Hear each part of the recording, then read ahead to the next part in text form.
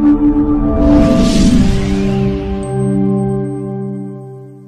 congratulate the new elected leaders of Nairobi County Assembly. Niseme, for those MCAs ambao wameweza kurudi, congratulations. Na wale pia hawakuweza kurudi, there's also another time. Tunaambiangu asiyekubali kushindwa sio mshindani. Ladies and gentlemen, it has been a great privilege for me as a young lady. I can call myself a young lady from Tharaka-Nithi, to have been given the opportunity to serve the over 6 million Nairobians who live, work, and invest in this beautiful city for the last 18 months. Today, as the first female governor of this great city, I stand tall on the shoulders of women who have come before me and broken the glass ceiling. Indeed, Nairobi is no stranger to women leadership. I want to say this: when history is read, I know I have a paragraph as a first woman governor of Nairobi. I wish to thank the Almighty God for being so gracious to me throughout my life, in service, and up to this point in time.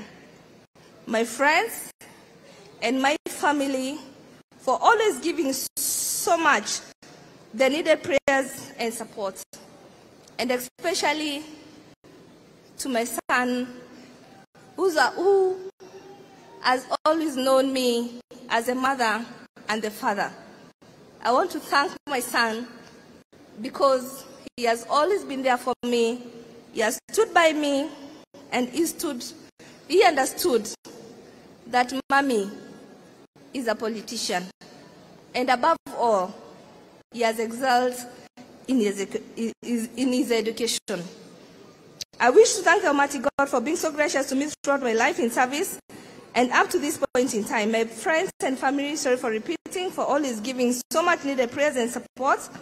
Ladies and gentlemen, my journey in public service also not be possible without the support and sacrifice of others, especially the county staff and the outgoing members of the county assembly, and to my predecessor, Governor Mike Sonko, for he gave me an opportunity to serve this great county as a Chief Officer for Disaster Management and Coordination, and later nominated me as his Deputy Governor, and appreciating my commitment to service.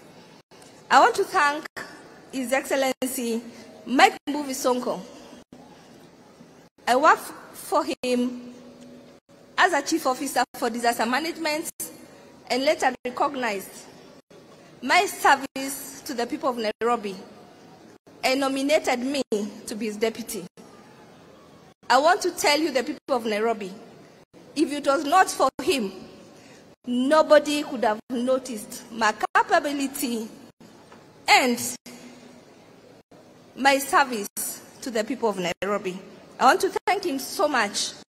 He put me into the limelight and made me the person you're seeing today, handing power to the people of Nairobi. As I say kwaheri to Nairobi residents and Nairobi City County staff, I want to give